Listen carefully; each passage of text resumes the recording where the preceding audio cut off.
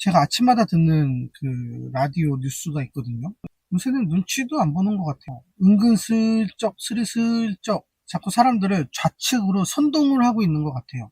어제는 대놓고 이란과 한국과의 관계를 얘기하면서 뭐 그런저런 얘기들 많이 하더라고요. 이란과 한국과의 관계하면 이제 대표적으로 얘기하는 것들이 그런 거잖아요. 강남에 있는 테헤란로 얘기하고, 그게 뭐 한국에는 이란의 수도인 테헤란의 이름을 딴 그런 테헤란로가 있다. 그거랑 또 이제 이란에는 한국의 수도인 서울의 이름을 딴 도로가 있다. 뭐 그만큼 친하다라고 얘기하는 거겠죠. 그만큼 친하다. 이란과 대한민국은 친하다. 이란이 뭐 과거 중동의 패권, 뭐 페르시아였던 뭐 이란이 어쩌고 저쩌고, 뭐 나라가 크고 인구도 많고, 그래서 뭐 어떡할 건데, 어떻게 해요? 미국 등지고 이란하고 편 먹어요? 그러면은 이란이 우리나라 먹여 살려줄 거예요? 이란이 우리나라에다가 군인들 파견해가지고 우리나라 지켜줄 거야? 아니잖아요. 이란은 북한하고 짬짬이를 먹고 있는데 무슨 이란 편을 들고 있어요. 그러면서 무슨 이란하고 뭐 우리나라의 관계를 뭐 어쩌고 저쩌고 그러면서 사람들을 선동을 한단 말이에요. 이란이 그만큼 우리나라랑 친하다. 근데 이스라엘이 이란을 때리고 있다. 아, 너무 눈에 보이잖아, 이런 선동 방법. 근데 왜 이스라엘하고 우리나라 친한 건 왜 이게 안 해? 벌써 수교 맺은 지 60년도 지났고, 이제 아시아에서는 최초로 우리나라가 이스라엘하고 FTA 체결한 뭐 그런 얘기는 왜 안 해요? 왜, 왜 이스라엘이 이란을 때리는지, 왜 폭격을 했는지 그런 얘기는 안 해. 그러니까 불리한 얘기는 안 하고, 그냥 이란하고 친하다, 이런 얘기만 하고 있는 거예요. 안타까워. 이것도 이제 이재명이 정권을 잡으니까 이런 얘기도 마음대로 막 하는 거겠죠. 예전에 윤석열이 정권 잡고 있었을 때는 이런 얘기 안 했단 말이야. 못했지. 그러면서 그 이후에 하는 얘기가 뭐 이것저것 뉴스니까 여러 가지 꼭지들을 다루잖아요. 뭐 이란, 이스라엘 지금 그 문제에 대해서도 다루고, 남영동 그 건물 있죠. 옛날에 뭐 사람들 데리고 가서 뭐 고문하고 뭐 어쩌고저쩌고 했던 그런 건물. 그 건물이 이제 최근에 민주 뭐 기념관으로 바뀌었다, 어쨌다, 저쨌다 뭐 그런 얘기를 하면서 뭐 이상한 얘기를 해요. 뭐 건물 자체가 뭐 하나의 고문을 하기 위한 건물인 거 아니냐. 말이 되는 소리를 해야죠. 말이 되는 소리를 해야지. 아니, 누가 건물을 짓는데 그거를 고문을 위한 건물을 만들어요. 아, 난 이 나라의 이런 너무 싫어. 누가 그래요. 진짜 상식적으로 한번 생각을 해보자고요.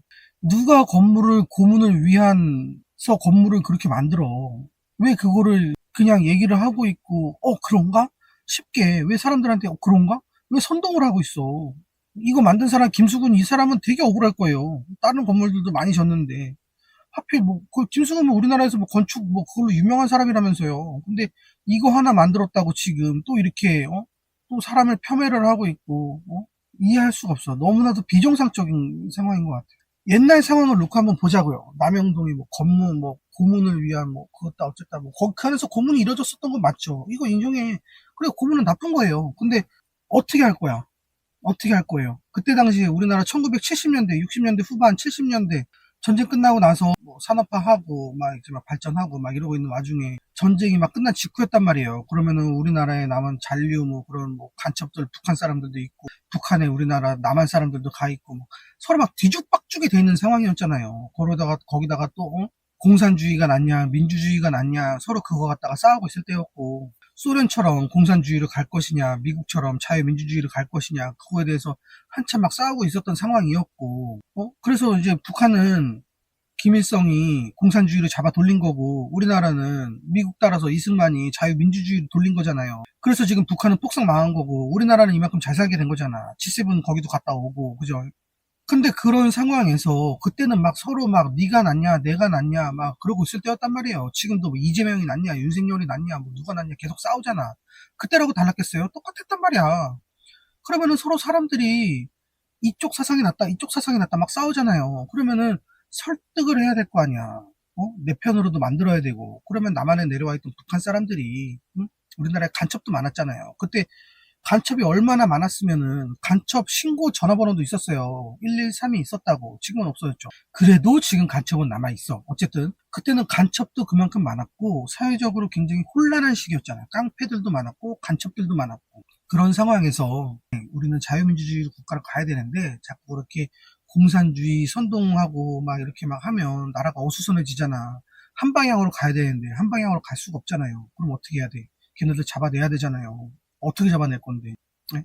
그때의 시대상을 한번 생각해 보라고요. 어떻게 잡아낼 거냐고. 무슨 수를 잡아낼 거냐고. 뾰족한 방법 있냐고. 없어요.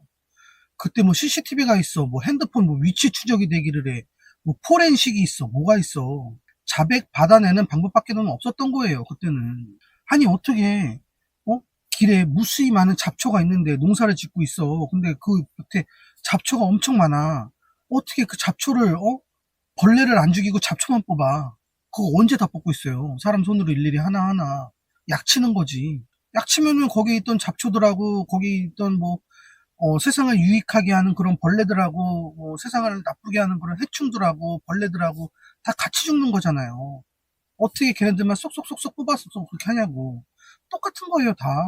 삼천교육 때도 그렇고 모든 게 다 똑같다고. 똑같은 옛날에는 어쩔 수 없었다고. 어쩔 수 없었다라는 게 잘했다라는 게 아니거든요. 그냥 그때의 시대 상황이 그랬다. 그걸 인정해야 된다, 우리가. 우리의 아팠던 과거고 우리의 아팠던 역사잖아요. 근데 왜 그거를 부정을 하고 왜 자꾸 좋은 쪽으로만 덮으려고 하고 그게 마치 무슨 그 정권의 대단한 뭐 그런 거라도 된 듯이 그 정권에서 세운 공은 생각 안 하고 그거 하나만 놓고 이거 했으니까 니네가 다 잘못했어. 왜 이렇게만 가냐고. 나라 발전시키는 거는 생각 안 해요. 고문이 있었어. 근데 그렇다고 해서 그 사람들이 나라 발전을 안 시켰느냐? 그건 아니잖아요. 우리나라 이만큼 먹고 살게 해준 게 다 그때 당시에 대통령들이었고, 삼천교육 때도 똑같아. 길거리에 있는 깡패들, 그런 사람들이 이제 선량한 시민들 괴롭히고 나서니까 잡아가야 되는데, 어떻게 잡아갈 거냐고, 그때. CCTV가 있어, 뭐가 있어. CCTV가 있어요. 뭐 핸드폰이 있어서 뭐 위치 추적이 되기를 해. 뭐 인공위성을 띄워서 뭘 하기를 해. 없었잖아. 그냥 불신검문 하는 것밖에 없는 거예요. 불신검문해서. 그럼 사람들 좀 불편하지.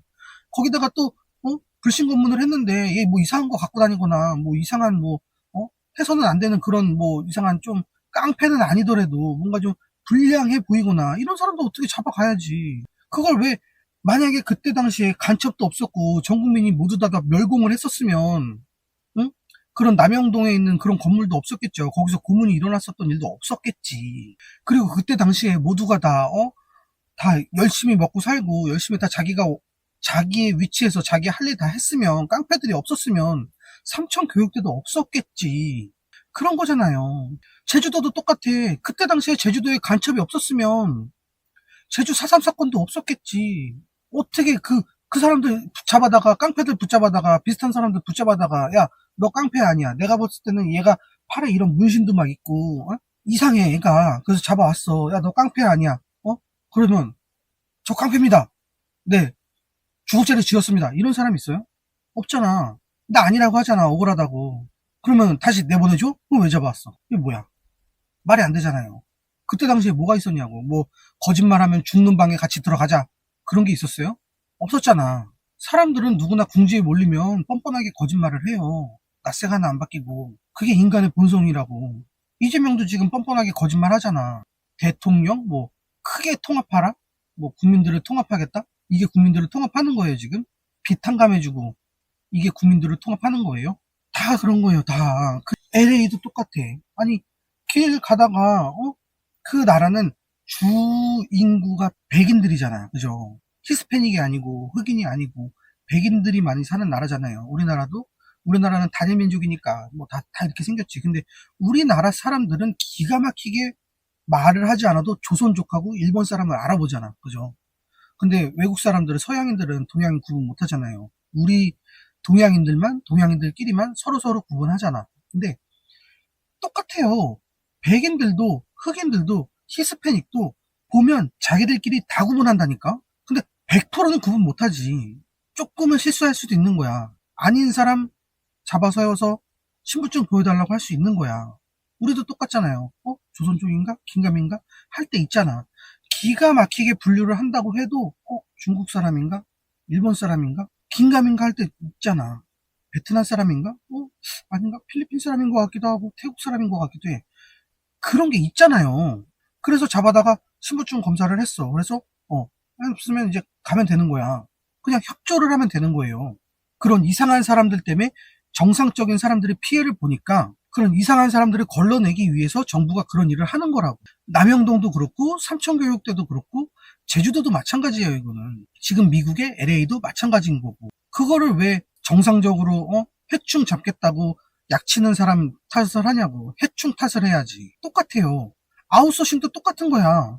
이상한 근로기준법이 있으니까 정상적으로 일을 해야 되는 사람들만 피해를 보고 있는 거라고. 이상한 애들이 있고 그 이상한 애들을 보호하는 법이 있으니까 아웃소싱이라는 업체가 생기고, 아웃소싱이라는 업체가 있으니까 정상적으로 우리 같은 평범한 그런 보통의 시민들이 빨리빨리 정규직으로 전환이 안 되고 그렇게 피해를 보는 거라고. 요 작은 사소한 그런 하나하나 그런 것들이 모여서 이렇게 큰 피해를 만드는 거라고요. 맞잖아. 아니 그때 당시 상황이 그랬잖아. 간첩 잡아야 되고 그럼 간첩에 선동돼서 또 다른 선동하는 사람들 또 다 막아야 되는 거고. 그렇게 해서 우리나라 북한으로 홀라당 넘어갔으면 지금 뭐 어떻게 뭐 다 뭐 어떡하자고, 굶어 죽자고, 어 배급받고 살자고. 그게 맞아요. 그때 당시에 그 나라를 이끌었던 사람들의 공은 생각 안 하고 그 사람들 때문에 지금 우리가 이렇게 누리고 있는 건 생각 안 하고 그냥 그때 남영동 그거 하나, 삼천교육대 그거 하나, 제주도 그거 하나, 그거 하나만 보고서는 그냥 저 새끼 나쁜 새끼, 개새끼, 사람들 억울하게 만든 새끼. 안타까운 건 안타까운 거예요. 근데 어쩔 수 없는 건 또 어쩔 수 없는 거란 말이야. 그때 당시에 사회상이 그랬잖아요. 그때 당시에 뭐가 있었냐고 도대체. 너 간첩이지 라고 하면은 내래 간첩입니다 그러면서 말하는 사람이 어딨어. 상상력이 부족한 건지 이해를 안 하려고 하는 건지 이상하잖아요. 잘못한 건 잘못한 거죠. 근데 잘한 건 잘한 거잖아. 박정희도 잘못한 거 있고 이승만도 잘못한 거 있어. 근데 잘한 건 잘한 거잖아요. 잘한 게 훨씬 크잖아. 이승만이 자유민주주의 돌리고 그런 이제 멸공하고, 박정희도 산업화하고 멸공하고, 전두환도 나라 잡아 돌리고, 깡패들 다 잡아 돌리고 멸공하고, 노태우도 범죄와의 전쟁에서 깡패들 다 잡아 돌리고, 그래서 지금 우리 이렇게 길도 마음껏 돌아다니고 있는 거잖아. 노태우가 범죄와의 전쟁해서 인신매매도 다 없어졌잖아 그때. 그전에는 막 길거리 막 응? 나 어렸을 때까지만 해도 밤에 막 혼자 돌아다니지 말고 막 그런 얘기도 있었어요. 길거리에 깡패들이 넘쳐났었다고.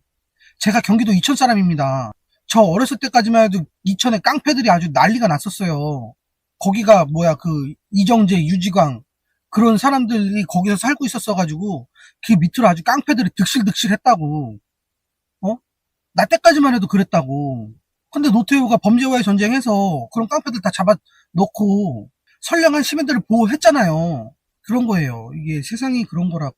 그때 당시 상황에 맞게 이렇게 하나하나, 지금 뭐 이렇게 현대가 아무리 발전을 하고 뭐 포렌식이 있고 뭐 위치 추적을 하고 뭐 CCTV가 대한민국 전역에 다 깔려 있고 막 해도 잡으려고 하면 안 잡힌다고. 사람이니까 파고 들어요. 이거 어떻게 쏙쏙쏙쏙 못 빼낸다고.